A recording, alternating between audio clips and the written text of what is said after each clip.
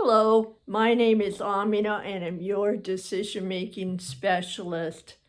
And today is April 7th, and that means it is the 22nd day in shelter in place. And here we are again. And I don't even know for how long.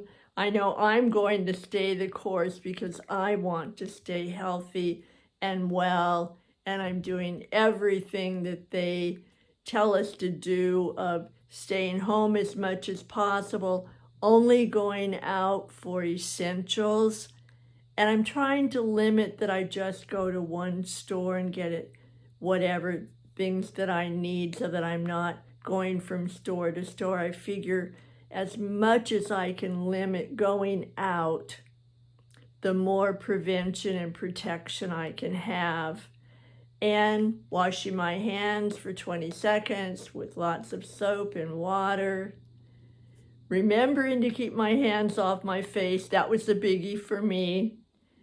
And also, I'm making a couple of masks. Online, there are a bazillion or more YouTubes that tell you how you can make your own mask and how you can use a paper towel and saran wrap and cotton cloth and make them very safe.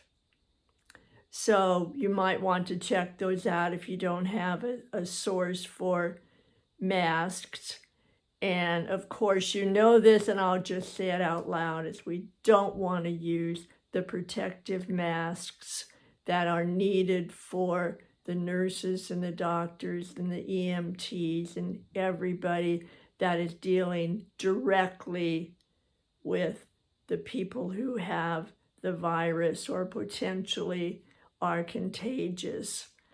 So that being said, thank you for everything that you're doing, because remember, we're in this all together. Everything I can do will help ultimately you stay safe. Whatever you can do helps me stay safe. Let's join, let's be a team for that. And today, when I was talking with my clients and a couple of friends, and when I went inside, I realized that sometimes I'm busy doing my classes and talking to my clients and doing my work and so forth and going for a walk and exercising. And I noticed that in the back of my mind every once in a while, I realized there was a fatigue and a little stress coming in, and maybe sometimes a whole bunch of cabin fever. I'm an introvert. However, the exclusion of so many choices of going out there is beginning to weigh on me every once in a while. And I'm guessing, unless you're different than the rest of us, that begins to weigh on you too. It weighs on your friends, your customers, your clients, your team members in business or wherever that you work, and on your children. And if you look around, maybe none of you are showing that there's that little nickel-nagging, that little, I don't know where that came from, that little voice inside, that little feeling of unrest that causes from the pressure and the stress and the lack of stimulation sometimes. So I don't want to just talk to you about all the yum times where I've been fortunate and made some good choices.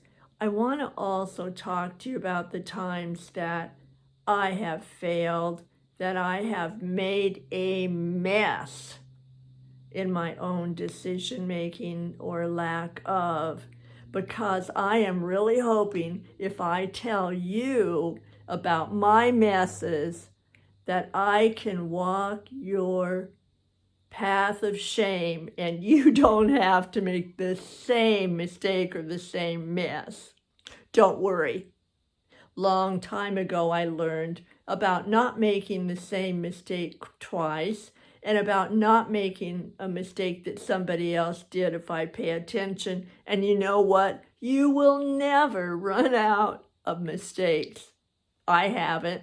I have such a collection, and I step around them or try to step over them, and oh boy, it still splatters sometimes. So I'm going to tell you about one of those messes that I made and how my client gave me the resources, the tool, the way to not keep making that mess.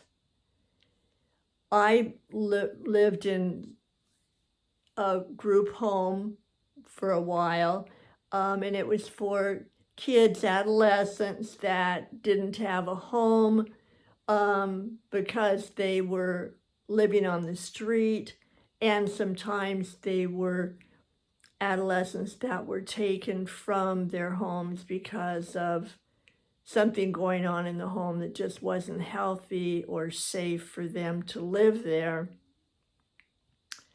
And so I would stay up later at night because that was their time. And one night there was a girl sitting on the steps. To get into my office, there were the main floor, and then you walked up some steps, and then there were some bedrooms, and my office was in the center because I was clinical director, and the kids would filter into my office. So one day, outside of my office, as I was walking down the stairs, was this lovely girl, and I'm going to call her Julia. And Julia was sitting there, and she had her hands like this. Oops, touched my face. And she looked at me and didn't say anything.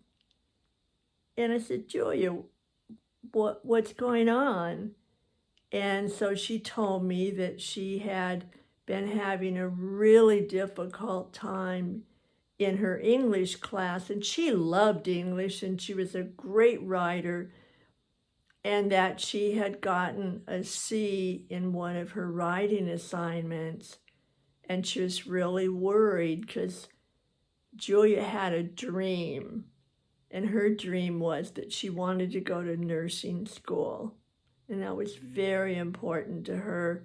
Her mother had died very early because they couldn't get her to the hospital, and she wanted to be sure that she was a nurse and that nobody else's mother would die. If it was at all possible for her, she would make sure that everyone got to the hospital and everyone got as well as they could, and that was her dream. So getting the grades in school, in high school, were very important because she needed to get a scholarship in order to be able to go to school. And so we had been filling out scholarship papers for her and grants and everything that we could find to collect and stack enough money for that girl to get to college and stay there and graduate and be a nurse.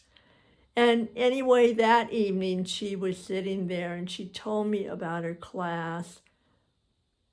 And I said, Julia, I'm really sorry.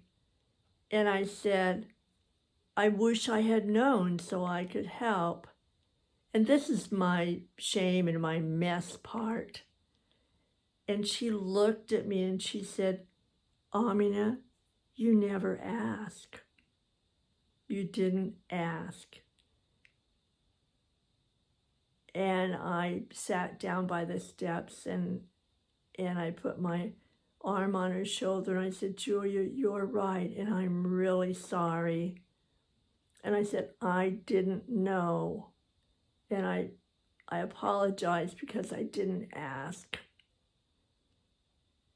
And I said, a lot of times if I ask how is school or what's going on, you just kind of fluff it off. And she said, yeah, that's not the way to ask the question. So I sat there and I said, Julia, I need your help. Tell me the words that work for you. because those were the words that I knew to ask, and they're not working for you, and I'm really sorry. So if you would help me know the words that work for your ears and your heart and your mind, I would really like to know them.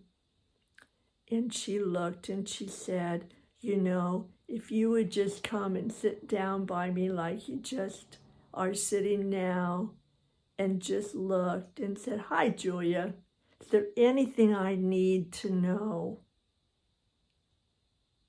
And I had never thought of asking the question that way. And I said, okay, I'll do that.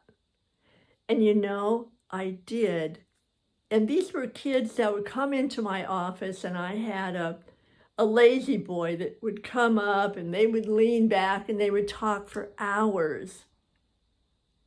And I realized that they were talking, and I knew a lot about them. And I knew that there maybe was a strategic moment with everybody, not just my adolescent kids. And maybe when we had our staff meetings all over out there in your home, to just say, is there anything I need to know? And maybe you'll get a strange kind of look. No. And just very gently, not in a, pick shovel kind of way, just say, I was just thinking about you and I wondered, is anything I need to know? And then let it go. And sometimes people will answer immediately, and sometimes you'll just be doing something, or I'll be doing something, and they'll wander by and they'll say, yeah, there is something you need to know. So that works in two ways. One way is that you get to check in with them. They know you're thinking about them and that you care and that you want to get to know and understand them and what's going on for them. The other is it helps them stop a moment and check if there's anything going on that they're not paying attention to. So that, is there anything I need to know, becomes, is there anything that we need to know? And a lot of times it becomes, is there anything I need to know and we need to know, so that our world can be better together. So that's the offering today, is that every Julia in your life, including you, that you take a moment and very gently say, is there anything I need to know? And then wait silently for the answer. And be ready to listen very deeply and very slowly. All right? And I think something that you need to know is to go out there, well, as best you can, in here, and write your story. And write one that you want to live. Write one that you want to share here and out there. And write that legend that you want to take out there to make this better and bigger and bolder than you have ever been. The world will be ready. I want you ready too. Thanks for coming. Click subscribe if you haven't already. Share with a friend, and please come back for day 23. Can you believe it? Thanks for coming. All right, anything I need to know, write it down. Thanks. Bye for now.